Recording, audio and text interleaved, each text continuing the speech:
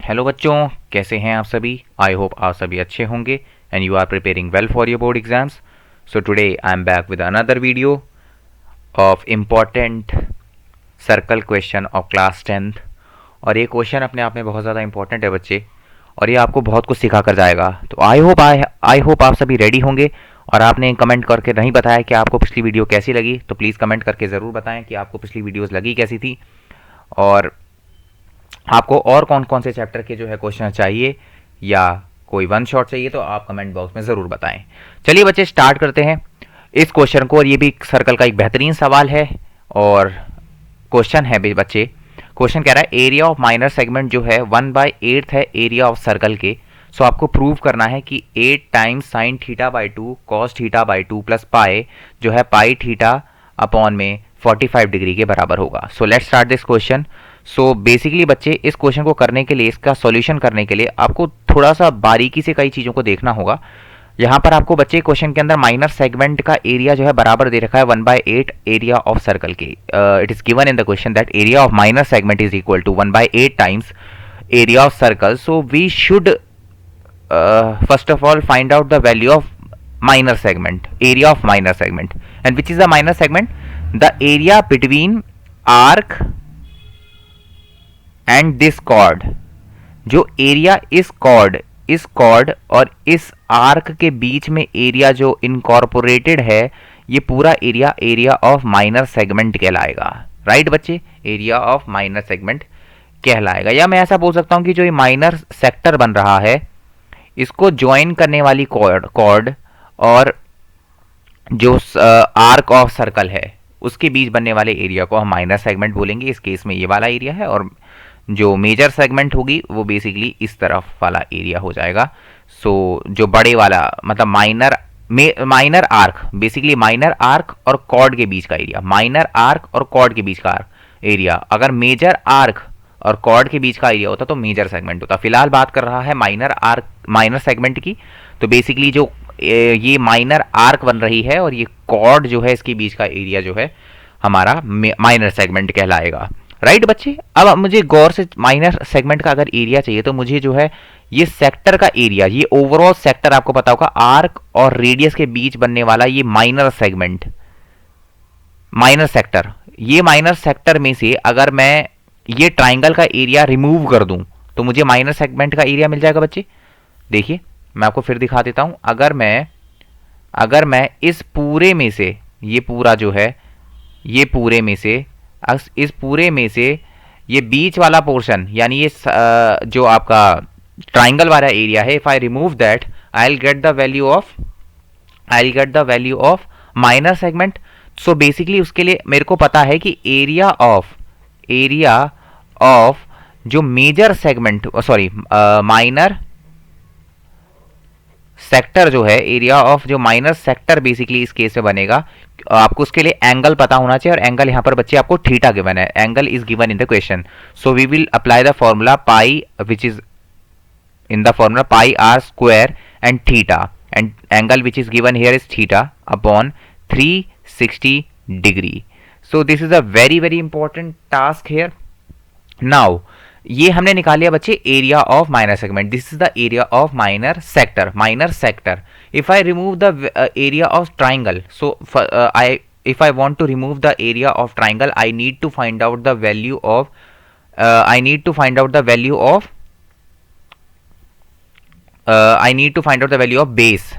base, क्योंकि जो area of triangle होता है basically, the area of triangle is equal to क्या होता है बच्चे, हाफ इंटू बेस इंटू में हाइट। बेस क्या है सर, ए बी है, और हाइट क्या है सर, ये यहाँ पर इसको मार्क कर देता हूँ मैं बच्चे, ये मार्किंग रह गई यहाँ पर। तो इसको अगर मैं मार्क करूंगा सर तो ये कितना हो जाएगा, आप कहेंगे सर इसका नाम ओ डैश दे देते हैं, तो ये बन जाएगा ओ डैश। राइट, तो सर बेस भी पता होना चाहिए और हाइट भी पता होना चाहिए, दोनों में से कुछ भी नहीं पता, अब कैसे करें। तो अगर मैं देखूं बच्चे तो ये एक आइसोसेलेस ट्राइंगल है। कैसे सर, कैसे आइसोसेलेस, कैसे बच्चे, अगर ये रेडियस है तो ये भी रेडियस होगा, इसकी वैल्यू भी आर होगी, इसकी वैल्यू भी आर होगी। राइट, इसकी वैल्यू भी आर होगी। और जो आइसोसेलेस ट्राइंगल है उसमें जो परपेंडिकुलर होता है बेसिकली, वो पहली बात इसको बाइसेक्ट भी करता है, यानी दो पार्ट्स में डिवाइड भी करता है, यानी ये वाला पोर्शन जो है इस वाले पोर्शन के बराबर होता है, क्योंकि जो ऑल्टीट्यूड होता है in case of isosceles triangle, the altitude is also a median which will divide the other side in the two equal ratios. So this part will be equal to this part. Bisection का मतलब क्या है, ये वाला part जो है इस वाले पार्ट के बराबर होगा, यानी ए ओ डैश जो है बराबर होगा ओ डैश बी के। राइट बच्चे, यहां से पता लग जाता है क्योंकि आइसोसेलेस ट्राइंगल है, और जो ये एंगल होगा इसको भी वो बाइसेक्ट करेगा, एंगल को भी परपेंडिकुलर बाइसेक्ट करता है आइसोसेलेस के ट्राइंगल के केस में, तो ये भी जो है θ/2 हो जाएगा, ये वाला एंगल भी जो है θ/2 हो जाएगा। अब मैं ट्रिग्नोमेट्री का यूज करूंगा, आपने हाइट एंड डिस्टेंस भी बहुत अच्छे से पढ़ा हुआ है बच्चे, so we will use the trigonometry here. तो आप गौर से देखना बच्चे कि मुझे चाहिए क्या, मुझे जो है अगर ये r जो है मेरे को नॉन वैल्यू है, r ही तो नॉन वैल्यू है ना, बाकी सब तो अननोन है, तो अगर मैं AO डैश की वैल्यू r की टर्म्स में निकाल दूं तो मेरा काम हो जाएगा। और आपको पता होना चाहिए सर, मैंने आपको बताया था PB HHB, पंडित बद्री प्रसाद हर हर बोला। तो अगर इसके अकॉर्डिंग देखूं तो मेरे को वो वैल्यू चाहिए जो परपेंडिकुलर हाइपोटेन्यूज को रिलेट करे, तो perpendicular is AO dash according to this reference angle θ/2। So पर θ/2 को अगर मैं रेफरेंस एंगल लेता हूं तो AO डैश जो है मेरा परपेंडिकुलर काम करेगा, तो AO डैश अपॉन में परपेंडिकुलर अपॉन में बेस, सॉरी हाइपोटेन्यूज क्या है सर, r इज साइन θ/2। यहां से मेरे को AO डैश की वैल्यू मिल जाएगी, AO डैश की वैल्यू मिल जाएगी जो कि मिल जाएगा r साइन θ/2। राइट बच्चे, राइट। अच्छा इधर से भी देख लेते हैं, अगर मेरे को रिलेट करना है परपेंडिकुलर और हाइपोटेन्यूज को, तो इस केस में क्या मिलेगा मेरे को सर, इस केस में भी r अपॉन में जो मेरे को मिलेगा वो क्या मिलेगा sir, O dash B B, क्योंकि मेरे को बराबर ही मिलेगा, क्योंकि मेरे को मैंने बोला था आपको बच्चे आइसोसेलेस ट्राइंगल के केस में जो आपका बाइसेक्शन होता है इसके अकॉर्डिंगली ओ डैश बी भी मुझे r साइन θ/2 मिलेगा। राइट बच्चे, यहां तक हमने कुछ भी नहीं किया, हमने वैल्यूज निकाल ली जो इसकी मुझे नीड थी, है ना बच्चे, हमने कुछ भी नहीं किया। हाँ जी सर, हमें बिल्कुल समझ में आ गया, बहुत बेहतरीन, बहुत ही प्यारा, बहुत ही एनर्जी के साथ आप मूव कर रहे हैं और अपनी एनर्जी को बरकरार रहे हैं।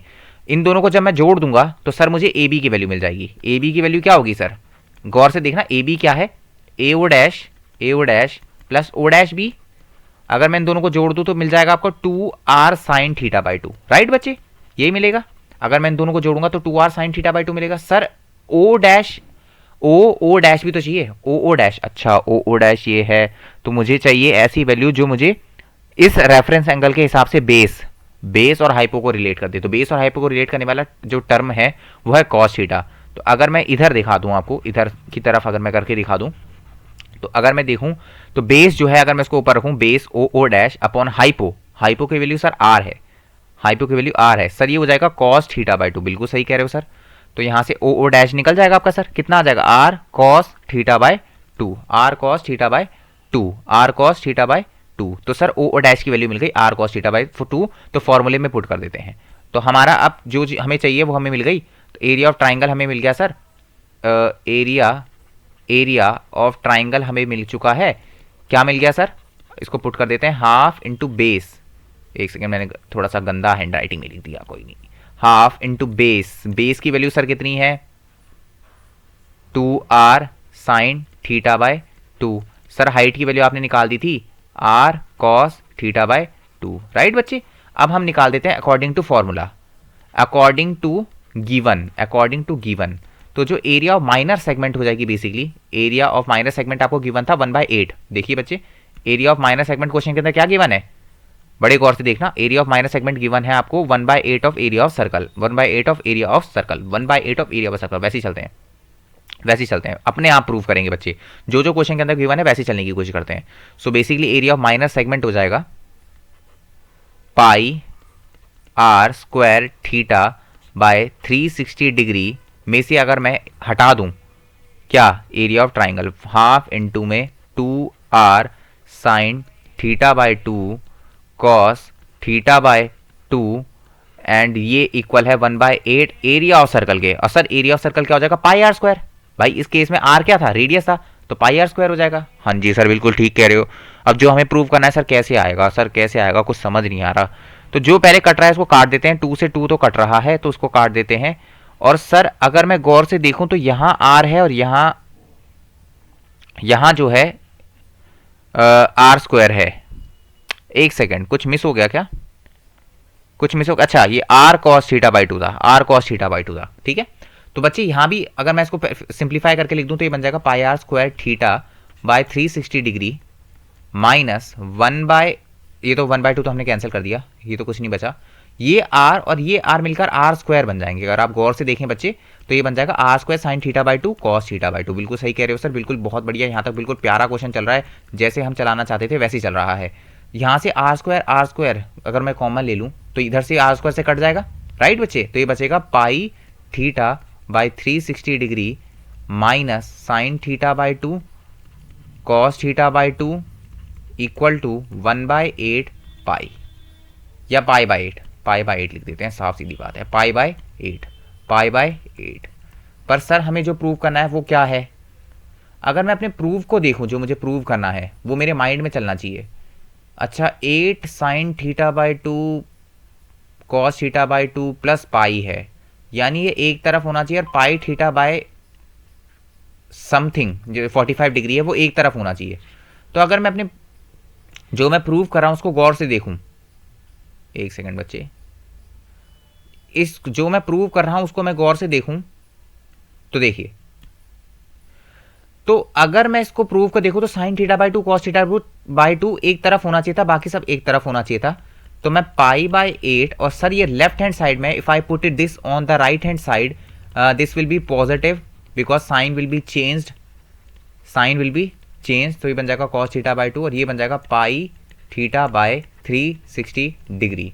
अगर मैं यहाँ पर थोड़ा सा एलसीएम लूँ तो ये बन जाएगा पाई plus 8 sine theta by two cos theta by to, और इधर आ जाएगा बच्चे नीचे 8, नीचे आ जाएगा 8, और ये बन जाएगा पाई थीटा बाय 360 डिग्री। सर ये कट जाएगा, कैसे कट जाएगा? 2 1 जा 2, 2 8 जा 16, 0, देन 2 4 जा 8, 2 9 जा 18, 0, 2 2 जा 4, देन 2 4 जा 8, 2 5 जा 10। तो सर जो कटने के बाद हमारे पास बचा वो बचा pi theta by 45 degree pi plus 8 sine theta by 2 cos theta by 2। और यही हमें क्या करना था सर? प्रूव करना था, हमें यही प्रूव करना था बच्चे। और देखिए आप जश्न मनाइए, जो हम प्रूव करना चाहते थे वो प्रूव हो गया, hence proved, hence proved. So this is the one of the most brilliant question of circle, and I want you all to practice this question twice or thrice times so that this will be the concept that is used in this question will be incorporated in your mind. And I want you all to please comment below on the comment box that how do you find this video and how are you liking my videos. आपको कैसी लग रही है मेरी video ज़रूर comment box में ज़रूर बताएं बच्चे, because this will give a motivation to me to make such videos for you. So मिलते हैं बच्चे तब तक किसी और लेक्चर में किसी नई वीडियो के साथ। बच्चे कमेंट बॉक्स में ज़रूर बताएं कैसी लगी आपको ये वीडियो, और कमेंट बॉक्स में ये भी बताएं कि आपको और कौन से चैप्टर चाहिए। मिलते हैं फिर बच्चे नेक्स्ट वीडियो में, तब तक के लिए बाय बाय।